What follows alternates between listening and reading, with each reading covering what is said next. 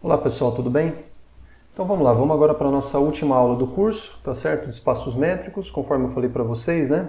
É um curso com uma carga horária que não comporta a gente estudar exaustivamente certas coisas, né, de espaços métricos, como por exemplo a parte de conexidade, compacidade, né? Não dá para a gente estudar tanto quanto nós gostaríamos, né? Se a gente for olhar no livro do Elon, tem muito mais coisa lá para ser estudado, tá certo? Tem caracterizações que a gente não passou aqui, né, de compacidade, em termos de espaços métricos completos e totalmente limitados, né? E várias outras coisas também que a gente não conseguiu abordar devido à carga horária do curso e mesmo ao propósito dele, né, que de fato não é o de abordar exaustivamente esse tipo de assunto, tá certo? Mas eu acredito que é um curso que ele cumpriu o seu papel, né, no sentido de valer como uma introdução à topologia geral. Tudo bem, pessoal?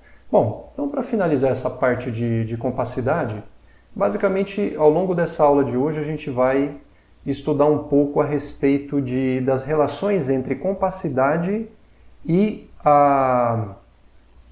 as relações entre a compacidade e a continuidade de funções. Tudo bem? Então, se a gente lembrar, né, do curso de análise real, que acredito que todos vocês devam ter feito, naquele capítulo, no livro do Elon, quando vocês estão estudando, né, funções contínuas, tem uma seção que chama funções contínuas sobre sobre intervalos compactos da reta.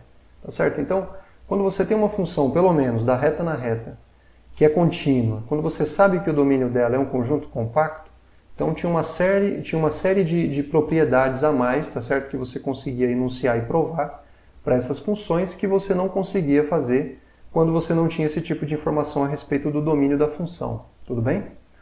Muito bem. Então aqui a gente vai repetir alguns desses resultados, né? A gente vai demonstrar que, de fato, alguns desses resultados que constam lá no livro do Elon de análise na reta, eles continuam a ser verdadeiros quando o domínio da função é um espaço métrico genérico, né? E claro que quando você está restrito a um subconjunto compacto desse espaço métrico, tá certo? E como ponto de partida, vamos olhar aqui para essa proposição, tá certo? Que é a proposição 7, que ela nos diz o seguinte.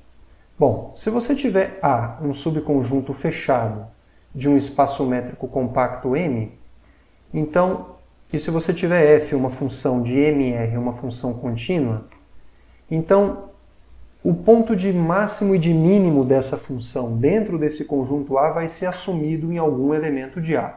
Ou seja, vão existir pontos A minúsculo e B minúsculo pertencente a esse conjunto A maiúsculo, de tal forma que f de A vai corresponder ao ínfimo da função em cima desse conjunto A, ou seja, eu vou usar aqui uma palavra, tá certo? Ao menor dos valores, né, que a f assume dentro desse conjunto A. Lembrando que, em geral, quando você está falando apenas de um ínfimo, você não sabe se esse menor valor, entre aspas, ele é assumido.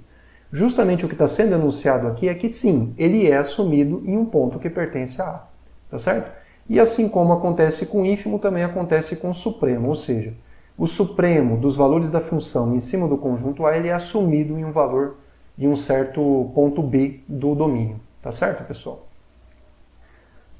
Do conjunto A em questão, né? Então, muito bem, é isso aqui o que a gente gostaria de demonstrar. Então vamos lá, vamos ver como é que a gente faz a prova disso. Bom, primeira coisa que a gente precisa, digamos assim, relembrar, né, que é um resultado que a gente viu na aula passada, é que é o seguinte: como A ele é um conjunto fechado dentro de um espaço métrico compacto, então ele é por si só compacto, porque vamos lembrar que na aula passada um dos últimos resultados que a gente provou era justamente que todo fechado dentro de um compacto é compacto e todo compacto é sempre fechado, tá certo? Então, em particular, como A é um subconjunto fechado de um espaço métrico compacto M, então ele é por si só também um conjunto compacto, ok? Um espaço métrico compacto. Além disso, pessoal, o que acontece? A continuidade da função f implica que a imagem de A pela função f é um subconjunto compacto da reta, tá certo? Vamos lembrar que a compacidade ela é um invariante topológico, no sentido de que se você tem uma função contínua entre dois espaços métricos, então essa função contínua vai levar compactos do domínio em compactos do contradomínio, tá certo? Então aqui mais ou menos o que está acontecendo é algo da seguinte forma, assim. A gente poderia dizer, imagina que você tem um espaço métrico compacto M e você tem um subconjunto fechado A aqui dentro, tá certo? Ora, como ele é fechado, a gente sabe que ele também é compacto. Ok? E imagina que você tem uma função f que sai desse conjunto M, chega na reta, tá certo? Uma função f. E o que a gente sabe é o seguinte, a gente sabe que a imagem desse conjunto A, que é compacto, pela função R, vai ser um compacto da reta. Ok? Bom, por ser um compacto da reta, você sabe que ele vai ser um subconjunto fechado e limitado, tá? Aqui eu vou denotar por um intervalo fechado e limitado, embora não saiba de fato se a imagem de A por essa função f vai ser realmente um intervalo. Se esse A não for conexo, isso daqui pode perfeitamente acontecer, a imagem dele pela função f não daria um intervalo seguramente, tá? Mas aqui eu estou denotando o A por um conjunto conexo, então a imagem dele também vai ser. Tudo bem, pessoal? Pois bem, o que nós temos, né? Bom, já que f de A, né, que é esse conjunto aqui, já que ele é um subconjunto compacto da reta, tá certo? Então, já que ele é um subconjunto compacto da reta, a gente sabe, por aquilo que a gente estudou nos cursos de análise na reta que nós fizemos, né? Eu fiz o meu, você fez o de vocês, em algum momento, vocês sabem que todo compacto da reta, ele assume os valores de máximo e o ínfimo e o supremo, tá certo? E por que isso acontece? Porque se você tem um compacto da reta, você sabe que ele é fechado e limitado.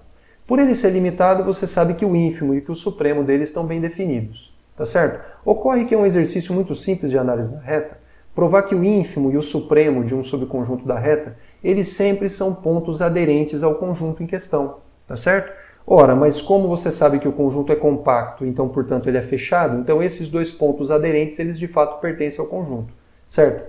Como resultado disso, decorre que o ínfimo e o supremo, eles são realmente assumidos dentro do conjunto f de A. Ou seja, existe um elemento de f de A, que é o ínfimo de f de A, tá certo? Subconjunto da reta, e existe um elemento de f de A maiúsculo, que é o supremo desses caras aí, ok? Ou seja, então, existe algum elemento que pertence a f de A maiúsculo que é o ínfimo de f de A. Ora, mas pela própria natureza do conjunto, já que o conjunto em questão é f de A maiúsculo, então se existe um elemento desse conjunto que é o ínfimo, então isso significa que vai ter que existir um elemento A minúsculo pertencente a A, de tal forma que f desse cara vai ser justamente o ínfimo de f de x para x pertencente a A maiúsculo, ou seja, o f de A minúsculo é justamente o ínfimo do subconjunto da reta f de A maiúsculo. Tá certo?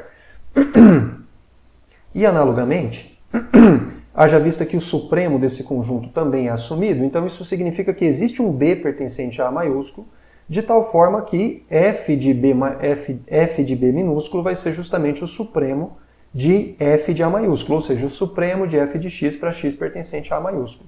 Ok, pessoal? Então, com isso, a gente provou que realmente o resultado vale. Ou seja, existem pontos aqui, né? A minúsculo e B minúsculo pertencente a A maiúsculo, de tal forma que f de A minúsculo vai ser o ínfimo de f de A e f de B minúsculo vai ser o supremo de f de A. Tudo bem? Então, pessoal, isso é uma coisa extremamente importante, tá certo? Eu não sei se vocês chegaram a ouvir esse tipo de motivação nos cursos de cálculo, não, nos cursos de análise na reta que vocês fizeram, mas assim, o fato de que funções contínuas definidas em compacto, né, funções reais e contínuas definidas em espaços métricos compactos, sempre assumem os valores de máximo e de mínimo, isso é, pessoal, da maior importância. Porque vocês poderiam pensar que, por exemplo, essa função f é uma função que está representando, por exemplo, o custo de você produzir uma certa mercadoria. E você gostaria de saber se, dentro do universo de possibilidades que você tem, ou seja, dentro do domínio onde essa variável em questão, que poderia ser, por exemplo, digamos, o preço do dólar, o preço de efetivamente aí de alguma commodity que é usado na produção do produto em questão, tá certo? Ou, enfim, qualquer outra coisa, né? Claro que essa modelagem é feita por economistas, né? Pessoas que são aí afeitas a esse ramo, né?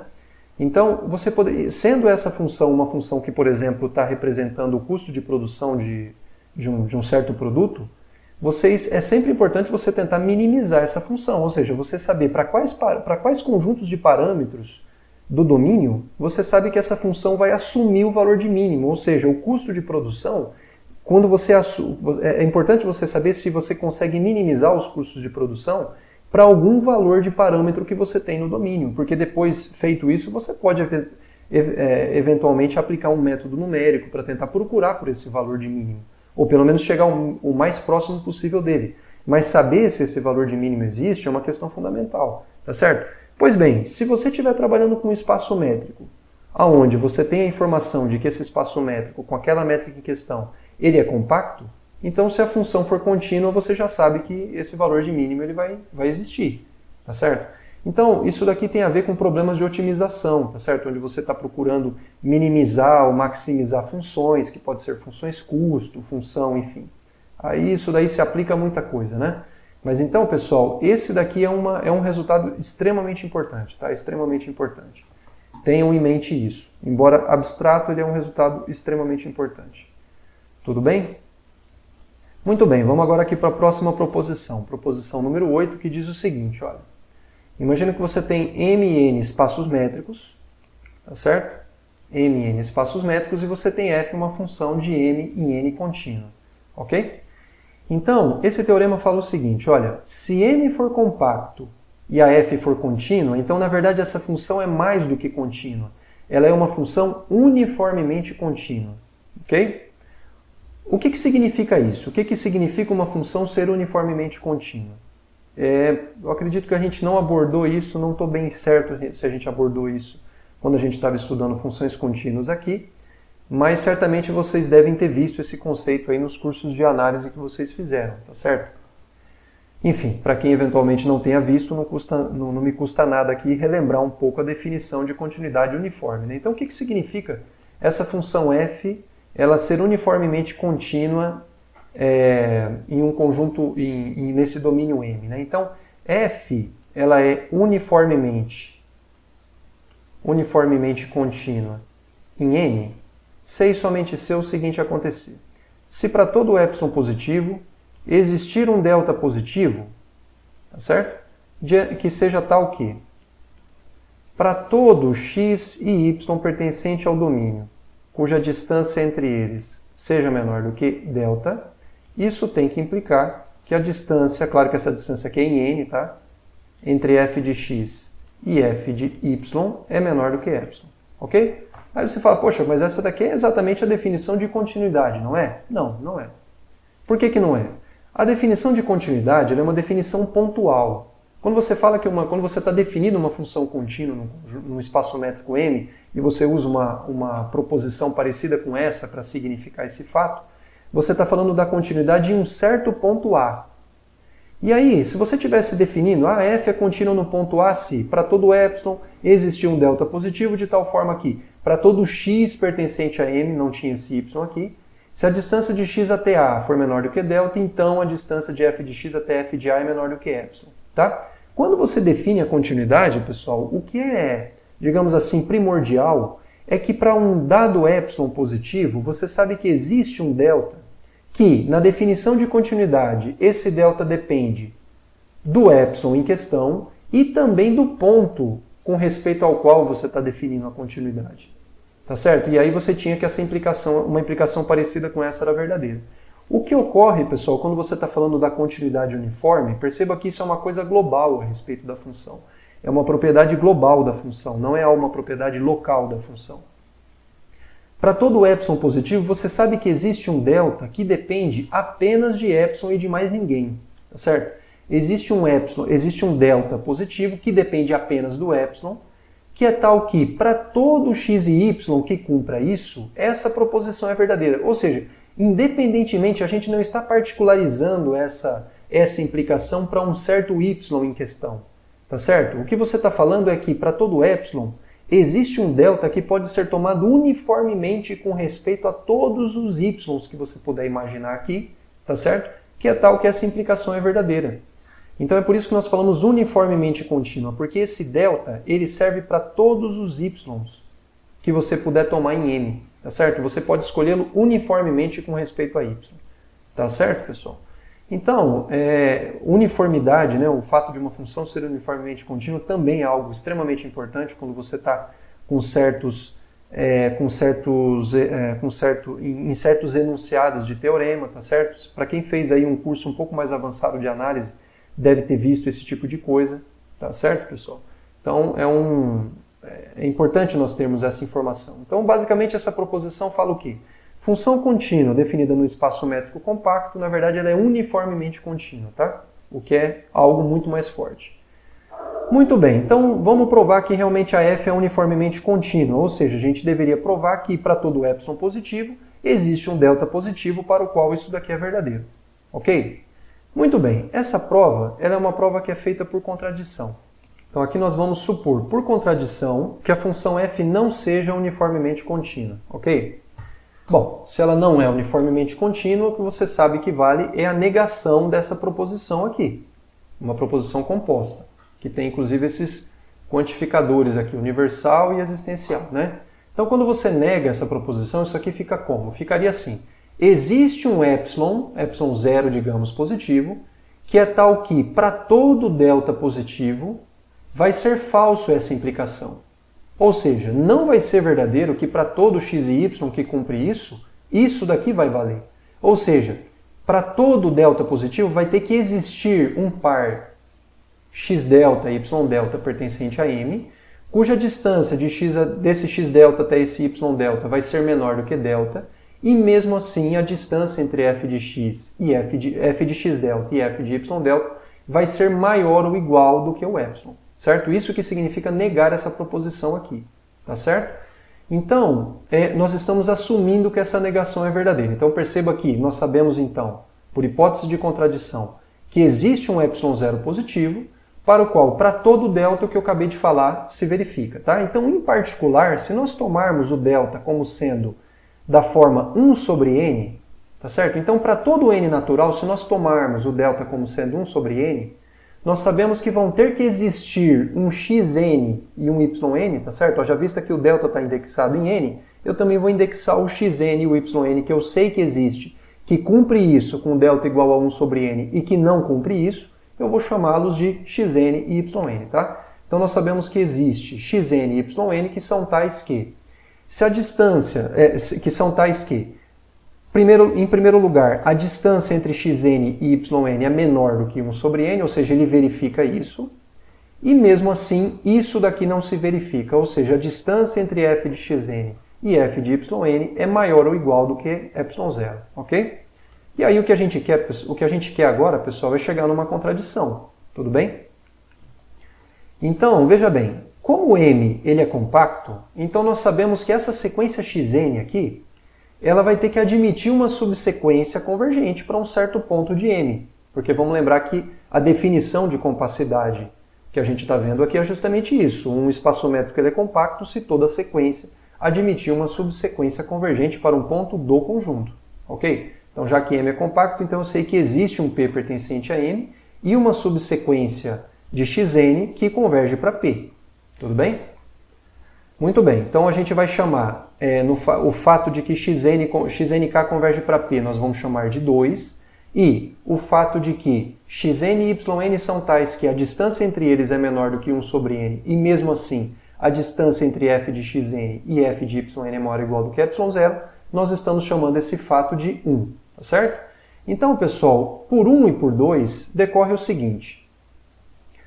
Por um lado, veja bem, a distância entre xn e yn é menor do que 1 sobre n. E por outro lado, a distância de xnk até p e xnk está convergindo para p, ou seja, a distância entre xnk e p está indo para zero.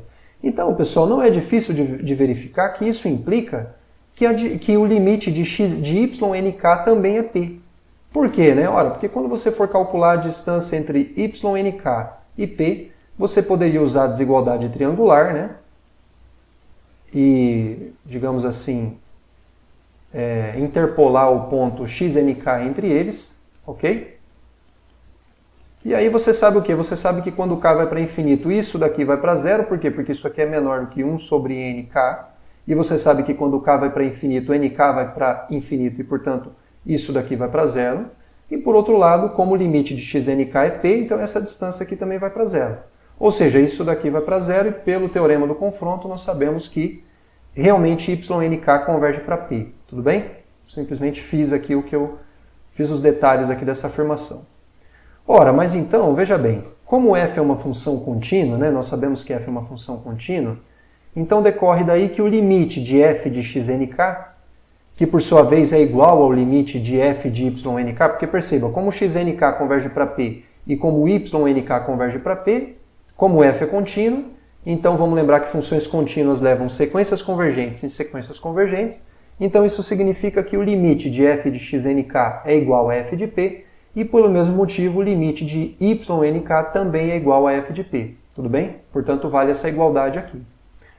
Logo, pessoal, para esse epsilon acima, veja, então essas duas sequências convergem para f de p, tudo bem? Então perceba o seguinte, pela definição de continuidade, o que nós sabemos? Para todo epsilon positivo, existe um k0 de tal forma que se k for maior ou igual do que k0, a distância entre f de xnk e f de p vai ser menor do que qualquer número que você pré-determinou, por exemplo, epsilon sobre 2, e também o limite, a distância entre f de ynk e f de p também vai ser menor do que epsilon sobre 2. Ok? Então o que nós vamos fazer?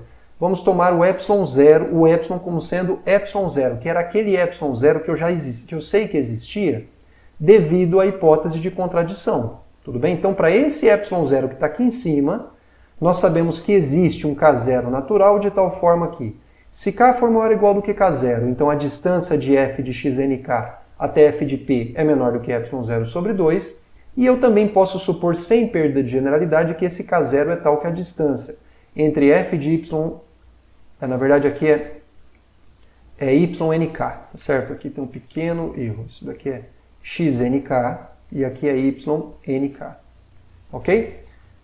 E f de ynk, a distância dele até f de p também é menor do que epsilon 0 sobre 2. Percebam, pessoal, as duas sequências convergem para esse ponto, então para esse epsilon 0 existe, digamos assim, um k01 que satisfaz essa implicação com o xnk, existe um k02 que satisfaz essa implicação aqui com k02, tá certo? Para o ynk, e aí a gente pode tomar o k0 como sendo o mínimo como sendo o máximo entre esses dois números que eu acabei de falar. Tudo bem, pessoal?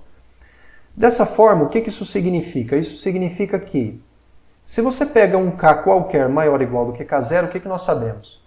A distância entre f de xk e f de ynk, na verdade aqui tem outro pequeno errinho, é xnk também, tá? A distância entre f de xnk e f de ynk, pela desigualdade triangular, nós sabemos que isso aqui é menor ou igual do que a distância entre f de xnk até f de p, mais a distância de f de p até f de ynk, certo? Só que como k é maior ou igual do que k0, então isso daqui é menor do que epsilon sobre 2, e isso daqui também é menor do que epsilon sobre 2, por conta do que está escrito aqui em cima. E essa soma dá epsilon 0. Ora, então o que a gente provou no final das contas? A gente provou que existe uma subsequência de xnk para o qual a distância de f de xnk até f de ynk é estritamente menor do que epsilon 0, mas isso contradiz o que está aqui nessa propriedade 1, tá certo? Por quê? Porque nós sabemos que quando a distância entre xn e yn fica menor do que 1 sobre n, então a distância entre f de xn e f de yn vai ficar maior ou igual do que epsilon 0, tá certo? Entretanto, pessoal, isso não pode acontecer. Por quê? Porque como nós sabemos, né, que a distância entre xnk e ynk é menor do que 1 sobre nk, então isso significaria que a distância entre f de xnk e f de ynk teria que ser maior ou igual do que epsilon 0, mas isso não está acontecendo. Tá certo? Então isso é uma contradição com 1, e a contradição veio da onde? Veio da gente supor que a função f não era uniformemente contínua. Portanto, decorre daí que sim, que a função f é uniformemente contínua. Ok, pessoal? Então, por enquanto, o que nós provamos? Nós provamos que funções contínuas, quando o contradomínio é a reta real e o domínio é um espaço métrico compacto, então essas funções assumem os valores de máximo e de mínimo, tá certo? E também nós demonstramos agora que toda função contínua definida no espaço métrico compacto, na verdade, ela é uma função uniformemente contínua. Ok, pessoal? Muito bem. Vamos agora para uma outra proposição. Proposição 9, inclusive essa aula vai ser bem mais curta que as demais, que a gente só está fechando esse assunto. E aí, essa daqui já é um dos últimos resultados que nós vamos fazer, tá certo? Então a proposição 9 fala o seguinte, olha, se você sabe que K ele é um subconjunto compacto de um espaço métrico M, e se você tem que A é um subconjunto de M, Então existe um P pertencente a K que satisfaz a distância entre K e A. Ou seja, é assim. Se você tem dois subconjuntos de um espaço métrico, K maiúsculo e A maiúsculo, tá certo? E você sabe que um deles é compacto, então existe um ponto desse compacto cuja distância desse ponto até aquele conjunto A é justamente a distância entre o conjunto K e aquele conjunto A, tá? Então vamos fazer aqui um desenho que certamente vai nos ajudar. Então assim, imagina que você tem um conjunto K,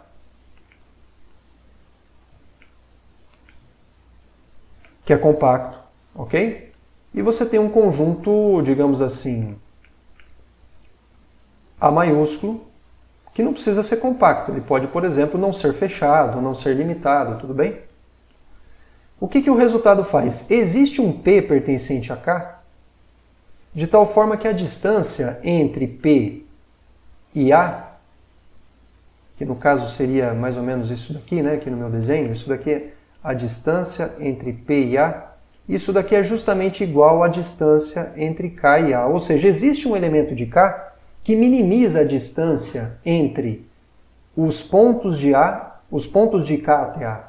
Vamos lembrar, pessoal, que a distância entre K e A é, por definição, o ínfimo das distâncias entre x e y, quando x varre todos os elementos de K e y varre todos os elementos de A. E vamos lembrar que a distância entre P e A é o quê?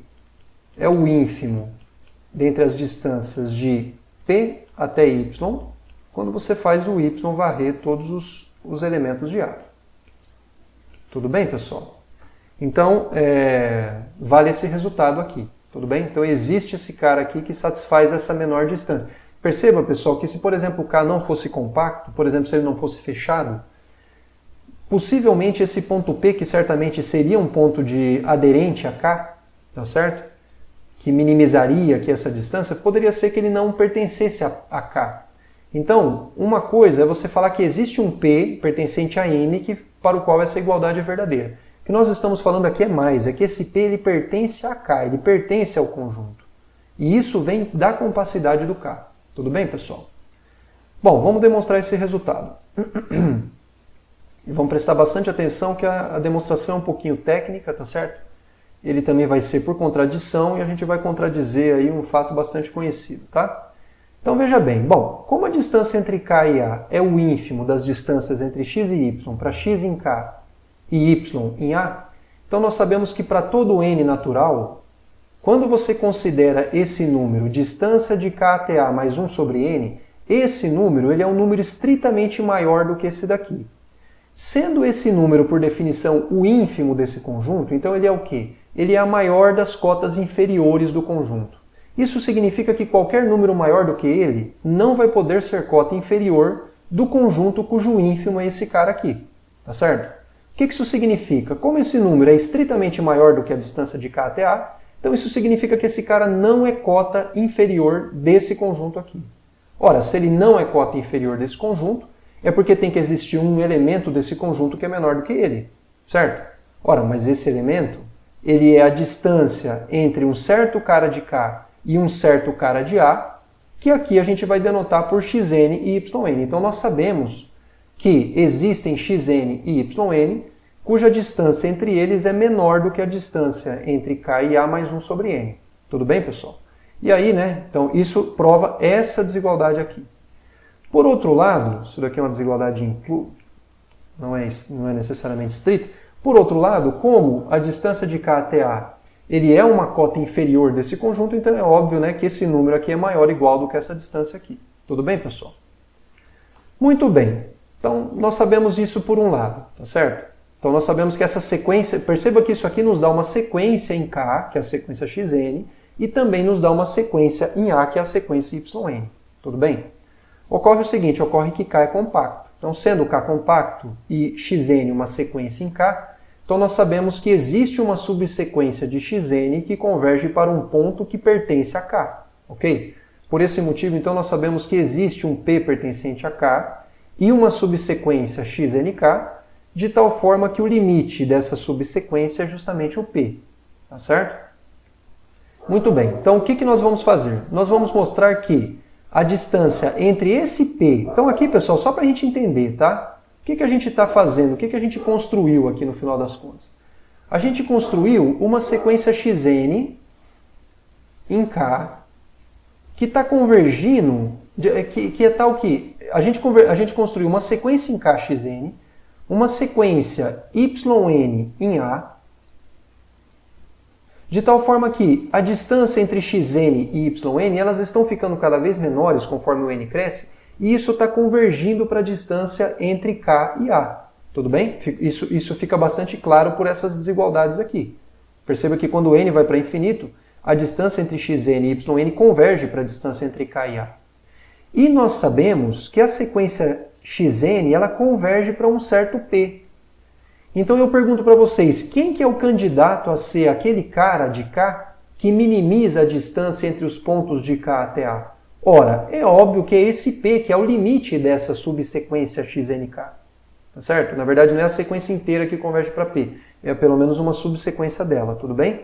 Então agora, pessoal, o que nós precisamos fazer é mostrar que esse P, que é o limite dessa subsequência aqui que a gente obteve pela compacidade do K, ele minimiza a distância entre o conjunto K e A. Ou seja, a distância entre P e A é igual à distância entre K e A, certo? Então é isso daí que a gente precisa fazer, tudo bem? Bom, como é que a gente vai provar isso? A gente vai provar por contradição. Então a gente vai provar que isso aqui é falso. Ou seja, a gente vai supor que isso daqui é falso. A gente vai supor que a distância de P até A ela é diferente da distância entre K e A.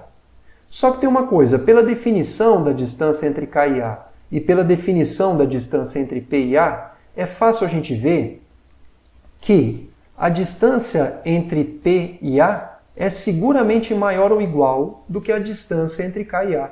Por quê? Vamos lembrar aqui, olha, quando a gente olha para a definição desses dois números, a distância entre P e A é o ínfimo das distâncias entre P e Y para Y e A. Quando você toma a distância entre K e A, isso daqui é o ínfimo de um conjunto ainda maior. É o ínfimo de um conjunto que inclui o conjunto cujo ínfimo é esse número. Não sei se vocês entenderam, perceba. Aqui nós temos o ínfimo em cima de um conjunto, aqui nós temos o ínfimo em cima de um outro conjunto. E o que acontece é que esse conjunto aqui, quando você faz o y varrer todos os a's, haja vista que você está com P fixo e haja vista que o P ele é um elemento particular do K, fixo, então você sabe que esse conjunto aqui está contido nesse daqui. Porque aqui, pessoal, você está tomando o conjunto das distâncias entre pontos genéricos de K e de A. Aqui não precisa ser P, pode muito bem ser qualquer outro ponto X, tá certo? Então veja, quando você toma o ínfimo em cima de um conjunto maior, esse ínfimo ele fica menor ou igual do que o ínfimo em cima de um conjunto que é menor, tá certo? Então por esse motivo que a distância entre K e A é seguramente, pela definição, menor ou igual do que a distância entre P e A, tudo bem? E é justamente o que está escrito aqui, olha. Então veja bem, nós estamos querendo provar o quê? A gente está querendo provar que essa distância é igual. Por outro lado, nós já sabemos que esse cara aqui é menor ou igual do que esse número. Ora, então se a gente sabe que esse cara é menor ou igual do que esse, e a gente está supondo por contradição que eles são diferentes, então isso é equivalente a nós supormos que esse cara é estritamente menor do que esse número aqui. Porque que ele é menor ou igual eu já sei. Então para ele ser menor ou igual e ser diferente, então ele tem que ser menor, concorda ou não? Então isso significa o quê? Por esse motivo, pessoal, que a nossa hipótese de contradição ela se resume a essa desigualdade estrita aqui. Tá certo? Muito bem, então vamos lá. O que acontece? Nós sabemos que a subsequência xnk ela converge para P, não é verdade? Bom, então o que isso significa? Por definição, nós sabemos então que se você pega um delta positivo qualquer, você sabe que vai ter que existir um K0 suficientemente grande, de tal forma que se n for maior ou igual do que K0, então a distância entre xnk e o P vai ter que ser menor do que esse delta que você predeterminou, tudo bem? Muito bem, para os nossos propósitos vai ser interessante para a gente tomar um delta em particular. Como que vai ser? Bom, nós não sabemos que esse número é estritamente maior do que esse, então a diferença entre eles é positiva, concorda? Esse cara menos esse é positivo.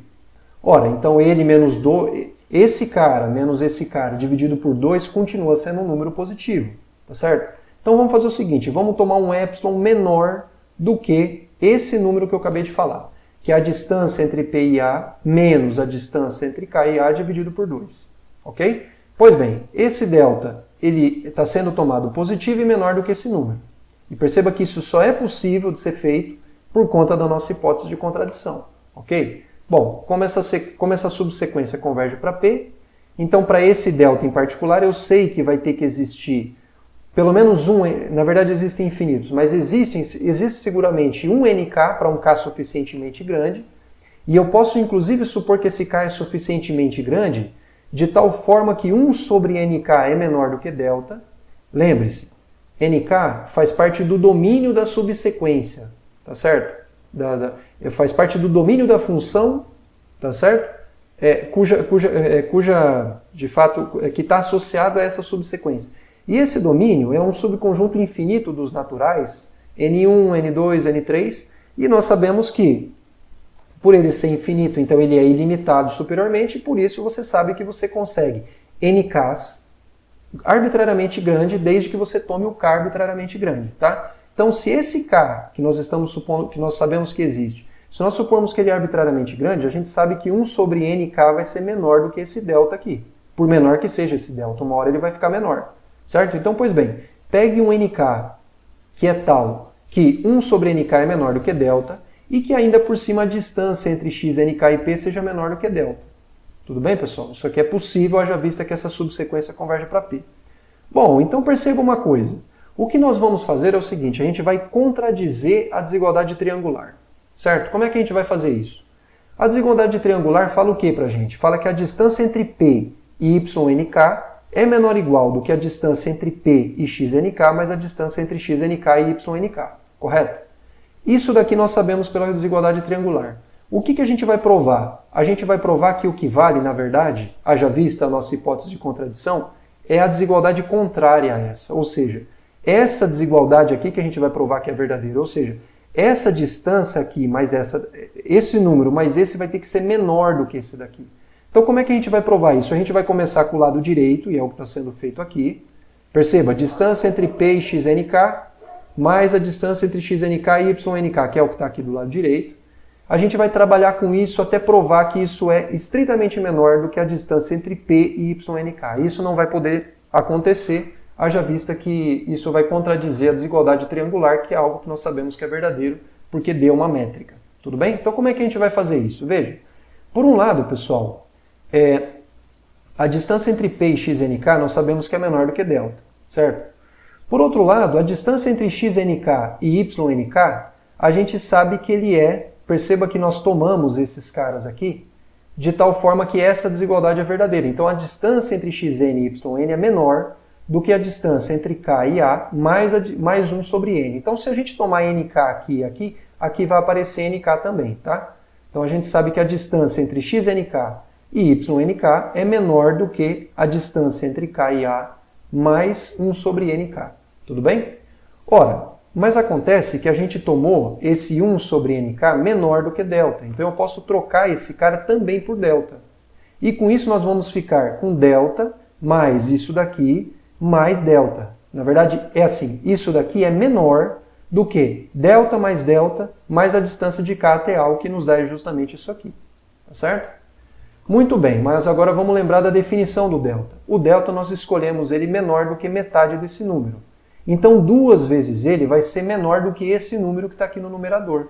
Portanto eu vou trocar 2 vezes delta por distância de P até A menos distância de K até A, e com isso eu vou conseguir algo maior do que aquilo que eu tinha.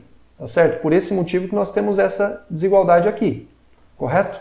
Então nós trocamos esse 2 vezes delta, tá certo? Justamente por isso daqui. Ok? Então perceba, 2 vezes delta nós sabemos que é menor do que isso, distância de K até A se mantém. Agora percebe, pessoal, que a gente está somando e subtraindo distância de K até A, portanto o que sobra é a distância de P até A. Ora, mas a distância de P até A é, por definição, o ínfimo das distâncias de P até elementos genéricos de A. Em particular, já vista que o YNK pertence a A, nós sabemos então que a distância de P até YNK é maior ou igual do que a distância de P até A. Ou seja, com isso nós obtemos uma contradição com a desigualdade triangular. Por quê? Pela desigualdade triangular, a distância de P até YNK é o que? É menor ou igual do que a distância entre P e XNK, mais a distância entre XNK e YNK. Ora, então nós temos que isso é por um lado menor do que isso, e por outro, isso daqui, ele é menor do que isso. Então nós temos aí uma contradição, tá certo, pessoal? E a contradição veio da onde? Veio da gente supor justamente que essa distância entre K e A era estritamente menor do que a distância entre P e A. Ora, como isso já era menor ou igual e não pode ser menor, então tem que ser igual. Tá certo, pessoal? Então com isso a gente obteve aquele P que satisfaz justamente aquilo que a gente estava querendo. Tá certo, pessoal? Enfim, era isso daí, pessoal, que eu queria passar para vocês. Espero que vocês tenham aproveitado o curso, né? O curso foi aí atípico, em geral esse curso é dado presencialmente, onde basicamente eu faço exatamente o que eu acabei de preparar para vocês, mas aí é claro que quando com aulas presenciais a gente acaba gastando mais tempo, né? Tem o tempo de eu passar as coisas na lousa, tem o tempo de eu explicar 2, 3 vezes coisas que eventualmente vocês não tenham entendido, né? Então, ficou um curso num formato diferente, mas enfim, eu fiz basicamente o que eu podia, né? Espero que vocês tenham aproveitado bem o curso. E a gente se vê numa próxima, tá certo? Desejo sorte para vocês aí na carreira de vocês. E a gente se vê no futuro aí, quem sabe, em algum outro curso, né? Ou pelas estradas da vida. Tá bom, pessoal? Valeu, obrigado, tudo de bom e a gente fica em contato. Tá bom? Valeu, pessoal. Obrigado.